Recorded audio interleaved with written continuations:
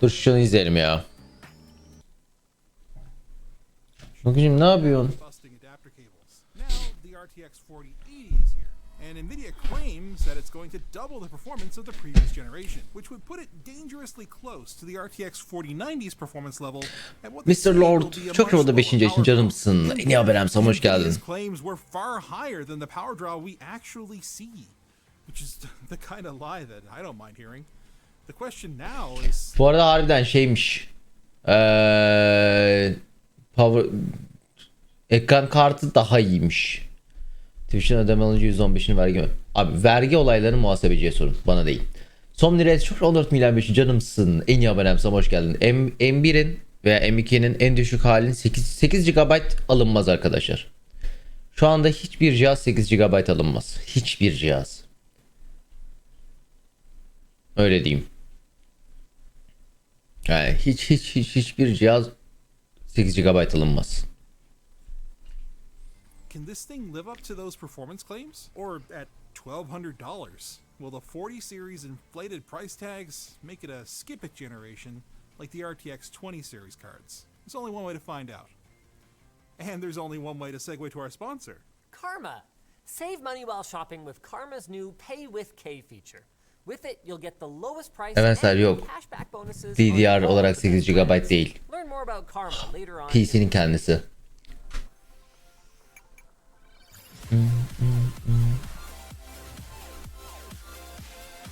Yani PC'nin kendisini 8 GB asla almayın. Hele Mac'i hiç almayın çünkü upgradeleyemiyorsunuz Mac'i. I don't really need to call it that anymore. The 4080 has roughly 60% of the CUDA cores. Bir RAM değil arkadaşlar. Normal RAM'den bahsediyorum. With slightly lower clocks to go with them. This is coupled with a 256-bit Upgrade. instead of a 384-bit memory bus, which Yeni means uyandım. effective bandwidth is cut to just 2/3. Given that the starting price is roughly 2/3 of the 4090, the math is mathing. Although the rated total graphics power is a bit higher than you'd expect given the spec cuts. Still, it's the same 320 watt TGP. Maşallah. 480 de büyükmüş. If we're gaining performance like Nvidia says we are, we're not paying for Mehmet it. Ali yok artık değil. In theory. Let's test it in practice. We grabbed the RTX 4080 along with its predecessor and what we consider to be the closest competing GPUs okay. in terms of price and performance, and slapped Güzel them into our benchmark. 13th gen core bench to give them the best chance to stretch their legs. Starting with non-ray traced 4K, the RTX 4080 pulls a respectable 25%. Şuş. Yani dünkü arkadaş hani vardı ya 3090 Ti almak istiyordu. Alma diyordum. Bu yüzden alma diyordum abi. Yani büyük ihtimalle daha az elektrik çekip daha fazla performans veriyor.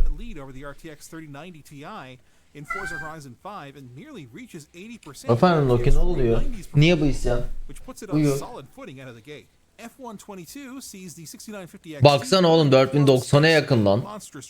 Yemek yok ya bu saatte. And the 3090 Ti closes the gap substantially thanks to its greater memory bandwidth. The 3090 Ti's performance carries over to Cyberpunk somewhat, but the other cards fall behind Nvidia's 40 series cards. Hitman 3 sees the RTX 4090 pull significantly. 4090 da aptal bir kart ya cidden. Bandwidth as the 3090 Ti and 6950 XT both trade blows in this title. Modern Warfare 2 pushes the 4080 back again compared to the 4090, but it's still commanding that roughly 50% lead over its predecessor and sits comfortably ahead of the 3090 Ti and 6950 XT. Older titles like Red Dead Redemption 2 and Shadow... 4K yüzülmez diyor. Sıkıntı varsa 4080 yoksa bence gerek yok. Arkadaşlar yani bir cihaz aldığınızda sizin en büyük yaptığınız yanlışı söyleyeyim mi chatte? Bugünü düşünüyorsunuz. Bu tam yani şu olduğun saniyeyi düşünüyorsun sadece satın alırken. Aldığın saniyeyi düşünmezsin. 4 sene sonrayı düşünürsün. Bu kart bu şu anda böyle bir performans oluyor ama bir sene sonra zortlayacak. Hani bu zortlayacaktan kastım tabii ki de sıçmayacak ama bu performansı vermeyecek. Yani zaten uzun ömürlü alacaksın. Geleceğe yatırım olarak alacaksın. Mesela 3000'dense şu noktada 4000 almak uzun yatırım için daha mantıklı. Çünkü 3000 aldığında zaten 2 sene geriden başlıyorsun. Hani mesela şu anda 3090 Ti almak yerine 4080 almak daha mantıklı. 4080 büyük ihtimalle daha pahalı. Ama büyük ihtimalle 4080 daha uzun süre gidecek. Yani genel olarak hani yeni jenerasyon aynı FPS'i alsa da daha mantıklı her zaman. The Tomb Raider both display similar results across the board with the RTX 4080 4080 3080 aynı fiyatta. Ben değil diyebiliyorum. Arttı diyebiliyorum. Portraits çok şu 9. ay için canımsın. En iyi abonemsem hoş geldin. Ben arttı diyebiliyorum.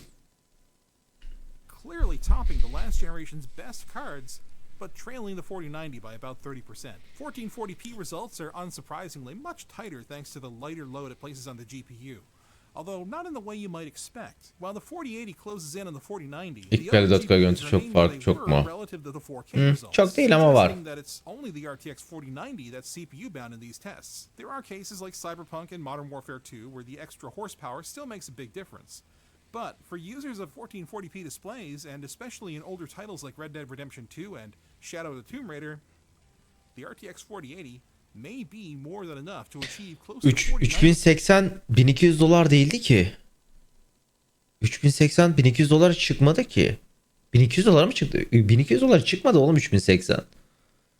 3080 1000'in altındaydı. Değil mi? 700 dolar. Doğru hatırlıyorum. Çünkü 1000 bariyerini aştığımız ilk buydu. Aynen 700'müş. MSRP 700'müş. Yani ekran kartı fiyatlarının coşmasından dolayı 1200'e satılıyor olabilir de. O yani değil.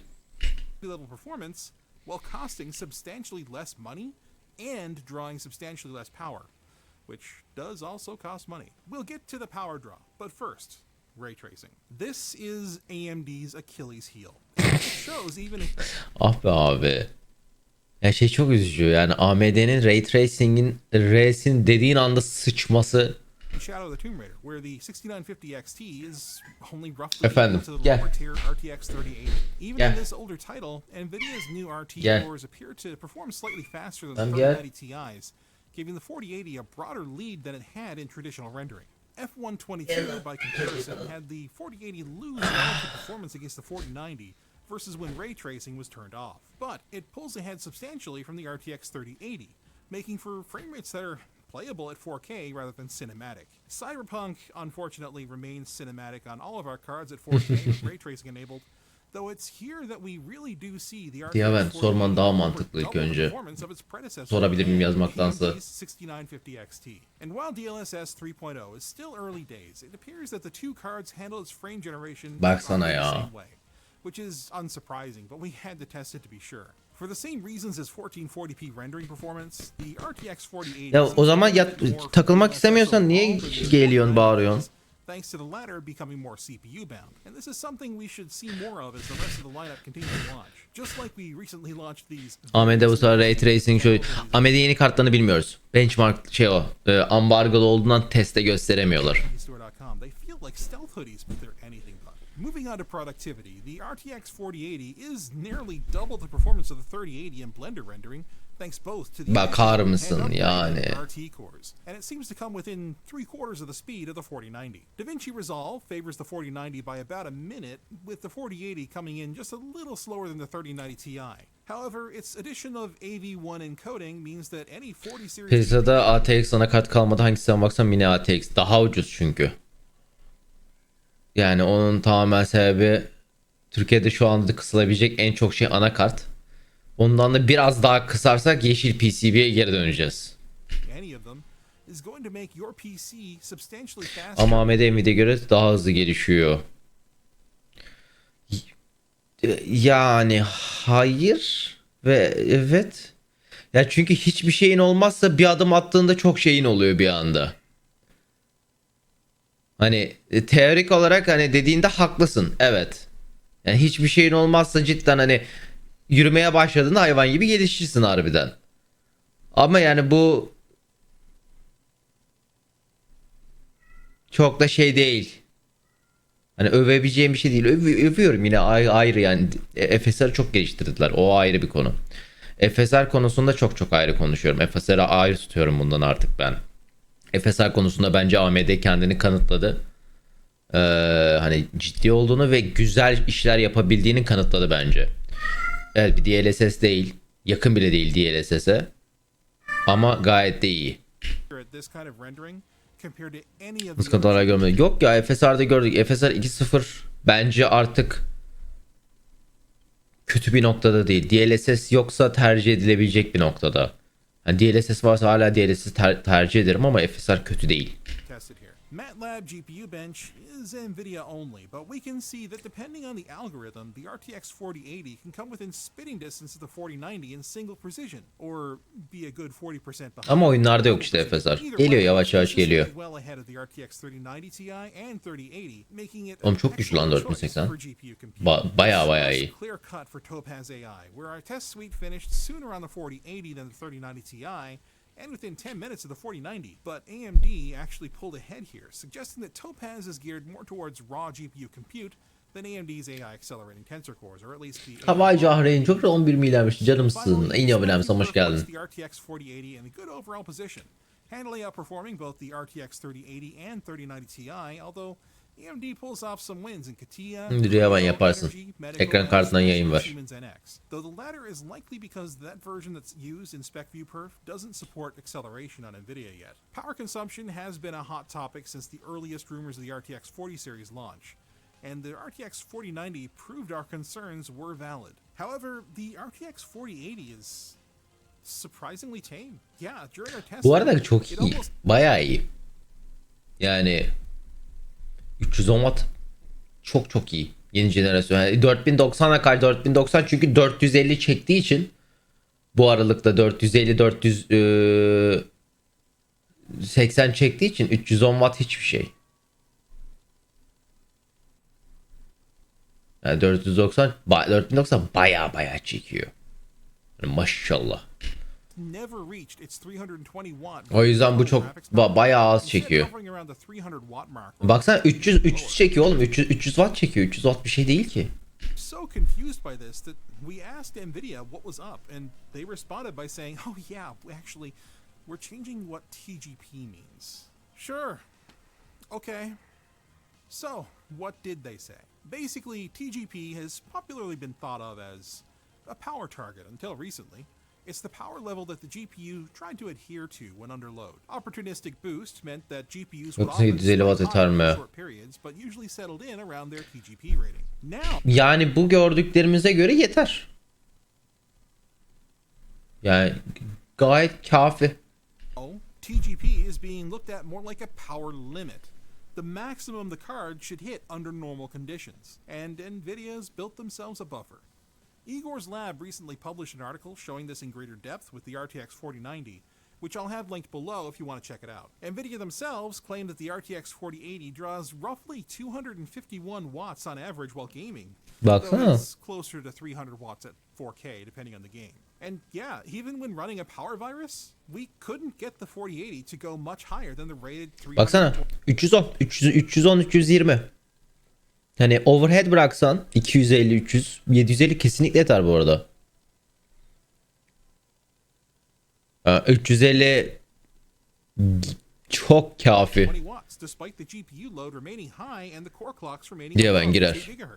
This leads to some interesting questions because each and every RTX 4080 we've tested has had a massively overbuilt. Yok 500 yeterli değil şimdi. Bokunda çıkarma.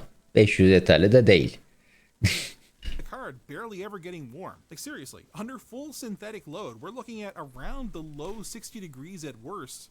And in games, it sits around in the 50s. The fans never even began to approach 50%. Yok, 650 de çok yakın şeyler arkadaşlar. Yani işlemci de çekiyor çünkü. Ya 650'de çalışır mı? Çalışır. 750 ama. 750 sweet spot. Bayağı bilin rahat yani. I'm wondering if NVIDIA made this adjustment to TGP late in development and nobody got the memo in time. The question now is why? Though NVIDIA didn't volunteer that information when we asked. When we overclocked the cards, we noted that there wasn't a lot of headroom for the GPU core clocks. Our cards could only push between 110 and 150 megahertz over stock, and while this is obviously going to vary from card to card, that's only about 1%, which is much Babam var zaten. 15% you might find back on the 10 series cards. This might be one reason why Nvidia dialed back the GPU power a bit. In fact, even when we pushed the memory, Ben okuyayım mama vermeyeceğim de verir gibi yapacağım. Hadi yürü mama vereceğim. However, we did substantially increase power consumption, lending further credence to the idea that Nvidia saw no reason to push the GPU to its rated 320 watts under normal operation. What we've observed is its sweet spot.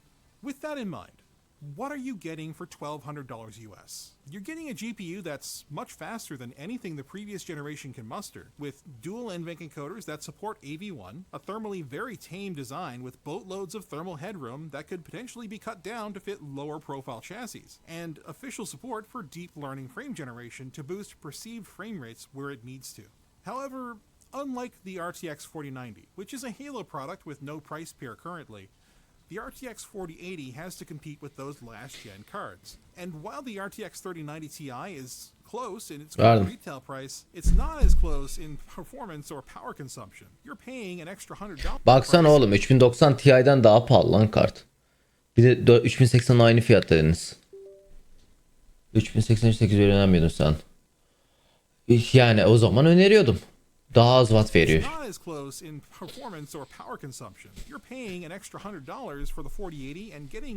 Ya hala alabiliyorsan 850 daha mantıklı. Yani alabildiğin yani biraz overhead vermek daha mantıklı ama 750 yeter mi? Ya, gayet yeter şu anda mesela. More than $100 in value. The RX 6950 XT and RTX 3080, however, those do represent a threat in terms of value if the extra features simply don't matter to you. Some of these can be purchased for as little as $800 brand new, with used cards routinely going for less, sometimes even $600. At half the price, they definitely do not represent just half the value based on our testing. Bear in mind that the AMD card draws substantially more power, so if that's a concern, go with the 3080 for now. We'll have all of those linked below. None of which is to say that you shouldn't buy the RTX 4080. It's a solid card, and it's only just getting started. Just maybe wait for reviews of AMD's RDNA 3 GPUs to drop before. Bunların review'larını ben de merak ediyorum. It'll probably even go on sale. Unicorn çok vurdum 11 milyar canımsın. En iyi abonem hoş geldin. And hopefully I did a good enough job segueing to our sponsor. 69x alırım. Abi ben AMD ya dediğim gibi hala AMD almam. Yani özellikle yüksek segmentte kesinlikle AMD almam. Düşük segmentte alırım. O ayrı bir konu. Yani düşük segmentten kastım 6600 segmentinde çok ucuza bir deal yakalarsam filan alırım. O ayrı bir konu. Ama şeyde yapmam. 6900'de yapmam. Yani o seviyede yapmam yani kesinlikle. Drive yüzünden mi? Ya çok nedeni var abi. Yani yani zaten o 6900 seviyesinde şey yapıyorsan 4K'da çalıştıracaksın. 4K'da hani o seviyede performans istiyorsun. DLSS çok etkili o performansta. DLSS'i kaybettiğin anda zaten zorluyorsun. Onu geçtim. Şeyi kaybediyorsun. Oğlum 6900 diyorsunuz. Yani 6900 aldığınızda neyle 1080p'ye mi takacaksınız? Bir manası yok ki. O zaman niye 6900 alıyorsun? 600 demedim, 6000 dedim. Yani onun manası yok yani. Minimum 2K alması lazım. 1080 şu anda monitörüm yok. Tamam işte yine o zaman dediğim gibi ben mantıklı olacağını düşünmüyorum. Ben dediğim gibi o seviyede şey almam. Yani high end'de AMD almam kesinlikle, manası yok. Orta end'de low end, orta low end'den mantıklı. Hani fiyat performans açısından mantıklı olan yerler var. Ama şeyde değil yani. Kostik alt mantıklı bu arada o.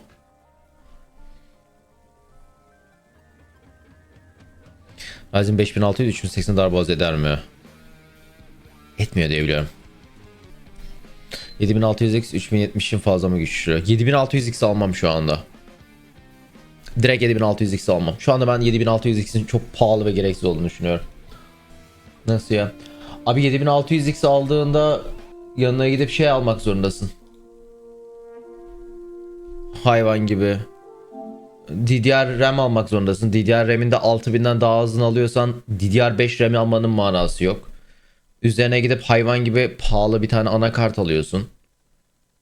7600 zaten hayvan gibi pahalı bir şey alman gerekmeyen bir şey. Yani manası yok şu anda 7600 serisinin. Ucuz versiyonları çıktığın zaman manası olacak da yani yok şu anda ne yazık ki. Hemen abone olun.